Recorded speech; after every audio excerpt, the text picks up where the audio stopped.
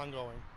All ongoing right now. We don't have a lot of information. We're gathering that also. We won't have that for some time. What are we seeing here? Is that parts of the truck?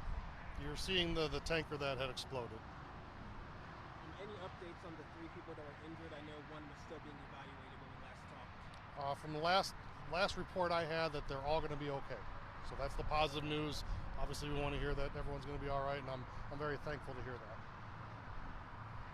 As far as when you're anticipating little things like these cars I see covered with all sorts of debris, when do you think that cars, the inside of this facility, will be able to be used again?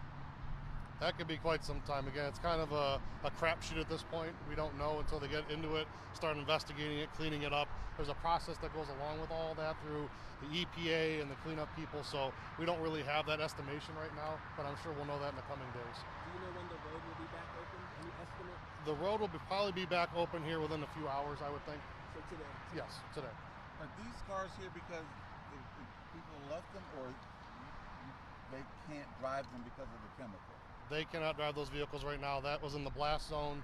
That chemical that's on those vehicles, we don't want anyone touching that.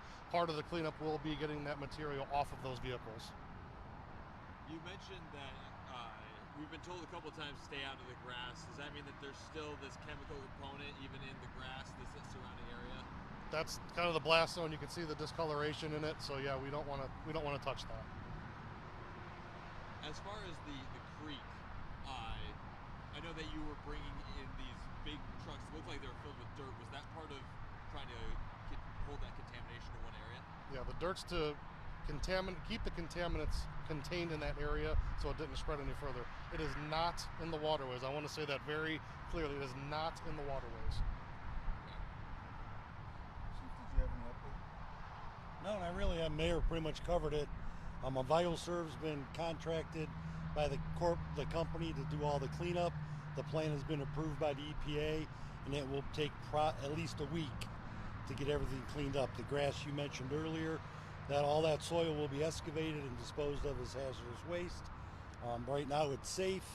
No firefighters, no first responders are injured, just the initial 3, which is always a good thing.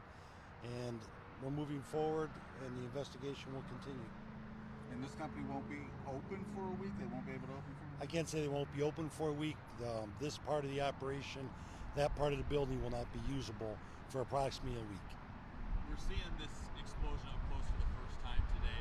You mentioned just how far into the building it goes. Just describe a little bit the scene going into the building for us. At the time of the catastrophic failure of the tanker, what you don't see of the tanker, the remaining parts of it are in the building approximately 10 feet from the south wall.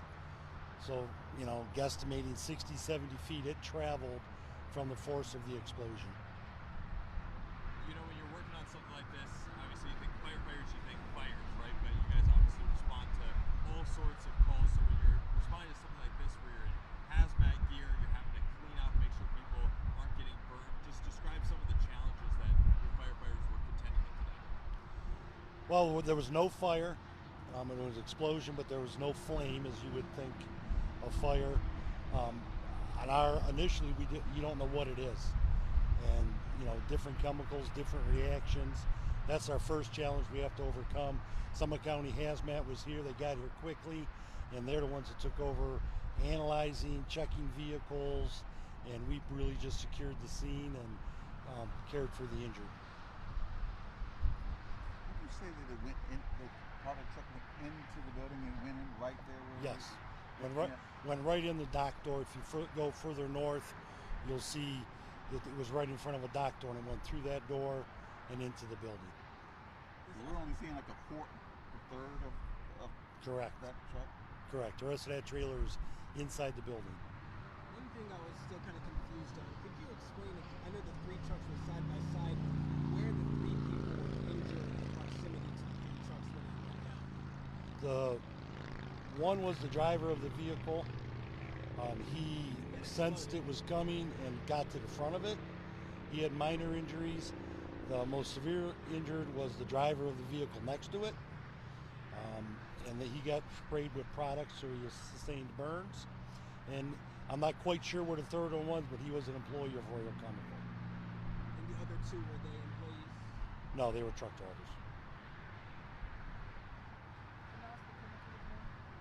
Sodium hydroxide.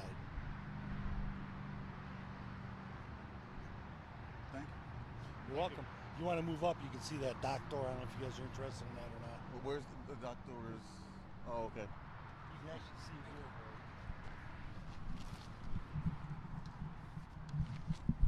He said if we go a little further, because we can still do our live at 5. He said if we go a little further, that way.